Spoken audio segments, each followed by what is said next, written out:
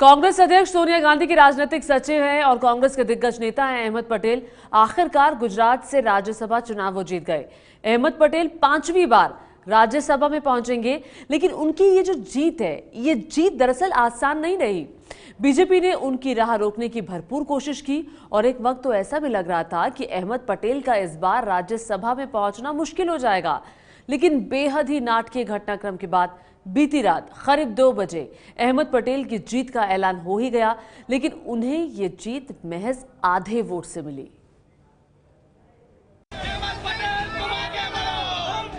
राज्यसभा चुनाव में ऐसा घमासान पहले शायद ही हुआ होगा जैसा इस बार गुजरात में नजर आया।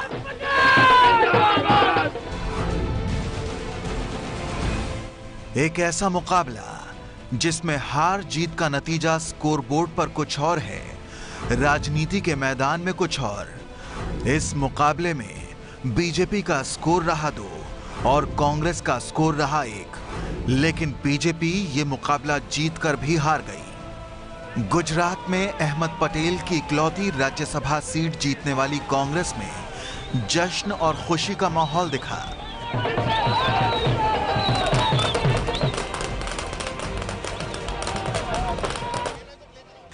जबकि बीजेपी के नेता अपने राष्ट्रीय अध्यक्ष अमित शाह और केंद्रीय मंत्री स्मृति ईरानी की दोहरी जीत के बावजूद कुछ ऐसे अंदाज में बात करते नजर आए जैसे मुकाबला हारने वाले करते हैं।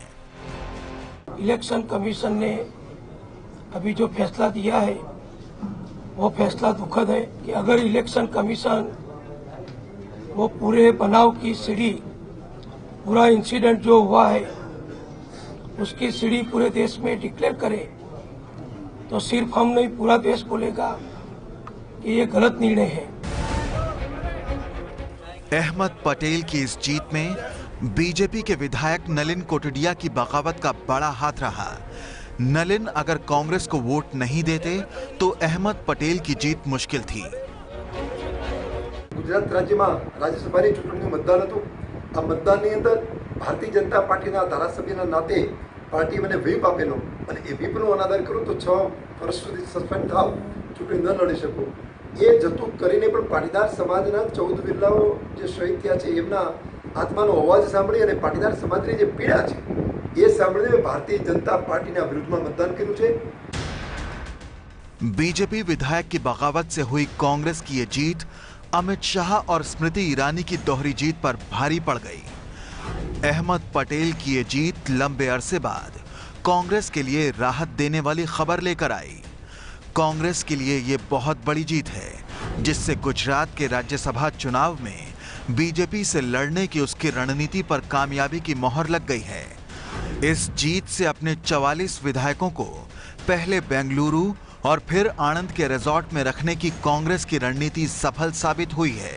अहमद पटेल की इस जीत ने गुजरात में इसी साल होने वाले विधानसभा चुनाव से पहले कांग्रेस का मनोबल बढ़ाने का काम किया है। ये जीत एक ऐसी संजीवनी है जिसकी शंकर सिंह वाघेला की बगावत से कमजोर पड़ी कांग्रेस को सख्त जरूरत थी। ये चुनाव में सत्य की जीत हुई है। मैं सलाम करता हूं हमारे एमएलए को जो खड़े रहे ऐसे मनी पावर के सामने, मसल पावर के सामने और बड़े पावरफुल लोगों के सामने। ऐसी यही डेमोक्रेसी है।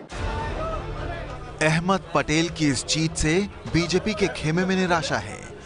ऐसा इसलिए भी है क्योंकि अहमद पटेल को हराने के लिए बीजेपी ने एड़ी चोटी का जोर लगा दिया था। इसके बावजूद प्रधानमंत्री मोदी और बीजेपी अध्यक्ष अमित शाह के गृह राज्य में अहमद पटेल का जीत जाना बीजेपी के लिए किसी सदमे से कम नहीं है। अहमद पटेल को हराने की तमाम कोशिशों का नाकाम होना गुजरात विधानसभा चुनाव से पहले बीजेपी के लिए बड़ा झटका है। सवाल यह भी है कि कहीं जरूरत से ज्यादा आत्मविश्वास बीजेपी के लिए भारी तो नहीं पड़ गया। बीजेपी जिस तरह अपने ही एक विधायक की बगावत की वजह से हारी, उससे तो कुछ ऐसा ही लगता है। ये है एबीपी न्यूज, आपको रखे आगे।